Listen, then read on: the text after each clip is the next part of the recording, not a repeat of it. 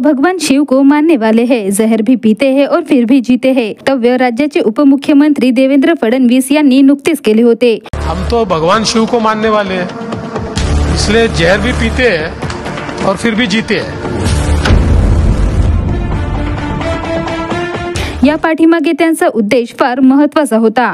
त्यांना राज्यातील जनतेला कमी शब्दात बरंच काही सांगायचं होतं। 2014 साली राज्याचे मुख्यमंत्रीपद भूषवताना राज्यहिताचे अनेक निर्णय त्यांनी घेतले। मी देवेंद्र गंगाधरराव फडणवीस ईश्वर साक्ष शपथ घेतो की मी महाराष्ट्र राज्याचा मुख्यमंत्री म्हणून माझी कामे निष्ठापूर्वक व शुद्ध बुद्धीने पार पाडीन। त्यात सर्वाधिक डोकेदुखी ठरणारा विषय म्हणजेच मराठा आरक्षण।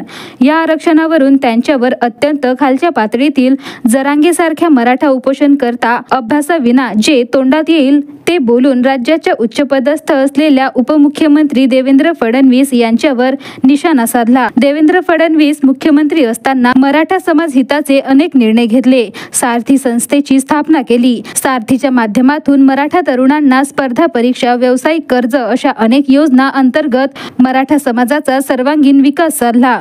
मराठा समाजाला आरक्षण देऊन ते टिकवणं असेल किंवा अण्णासाहेब पाटील महामंडळाद्वारे कर्ज योजना असेल, असे अनेक फायदे पोहोचवले। असे असताना देखील शेवटी या समाजाचा उपोषणकर्ता मनोज जरांगे कशा भाषेत बोलत होते हे महाराष्ट्रातील जनतेला ज्ञात आहे। ते वेगळे सांगायची गरज नाही। महाराष्ट्राला मराठा समाजाच्या संदर्भात मी काय केलं नीट माहिती। मराठा समाजाला मी आरक्षण दिलं, या सभागृहाने दिलं, मी मुख्यमंत्री होतो, ते हायकोर्टात टिकवलं, जोपर्यंत मुख्यमंत्री होतो सुप्रीम कोर्टात टिकवलं। त्या ठिकाणी सारखी संस्था सुरू करणं असेल, अण्णासाहेब पाटील आर्थिक विकास महामंडळाच्या माध्यमातून त्या ठिकाणी कर्ज देणं असेल, या सगळ्या योजना त्या काळामध्ये आपण सुरू केल्या।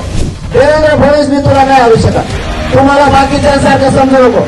तू ब्राह्मणी कावा करायला जाशील, बाकीच्या ब्राह्मणाला काय नाही करणार, तुला सुट्टी नाही, तुला आयुष्यातून उठून पुऱ्या।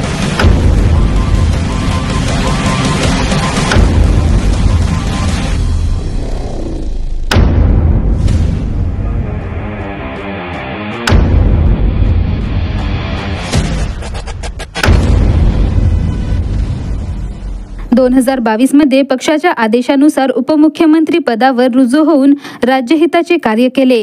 अनेकदा विरोधकांनी देखील अशा प्रकारचे चक्रव्यूह रचण्याचा प्रयत्न केला। देवेंद्र गंगाधरराव फडणवीस ईश्वर साक्ष शपथ घेतो की मी महाराष्ट्र राज्याचा उपमुख्यमंत्री म्हणून माझी कामे निष्ठापूर्वक व शुद्ध बुद्धीने पार पाडीन। अमित शाह यांचं ट्वीट आलेलं आहे, अतिशय बोलकं ट्वीट आहे। भाजपा अध्यक्ष श्री JP नड्डा जी के कहने पर ही श्री देवेंद्र फडणवीस जी ने बड़ा मन दिखाते हुए महाराष्ट्र राज्य और जनता के हित में सरकार में शामिल होने का निर्णय लिया है। यह निर्णय महाराष्ट्र के प्रति उनकी सच्ची निष्ठा व सेवाभाव का परिचायक है। इसके लिए मैं उनको हृदय से बधाई देता हूँ। पण देवेंद्र फडणवीस यांनी ही सर्व वादळ पेलवली। राज्याचे मुख्यमंत्री व उपमुख्यमंत्री पदाची शपथ घेताना देखील स्वच्छ निर्मळपणे त्यांनी माझी कामे निष्ठापूर्वक व शुद्ध बुद्धीने पार पाडेन असे आश्वासन राज्यातील जनतेला दिले व त्याला ते जागले देखील। मुख्यमंत्री एकनाथराव शिंदेजींनी जर असं म्हटलं की मराठा आरक्षणाकरता कुठलाही निर्णय घ्यायचा त्यांनी प्रयत्न केला आणि तो प्रयत्न मी थांबवला तर त्या क्षणी माझ्या पदाचाही राजीनामा देईल आणि राजकारणात देखील देतो। हम तो भगवान शिव को मानने वाले हैं, इसलिए जहर भी पीते हैं और फिर भी जीते हैं।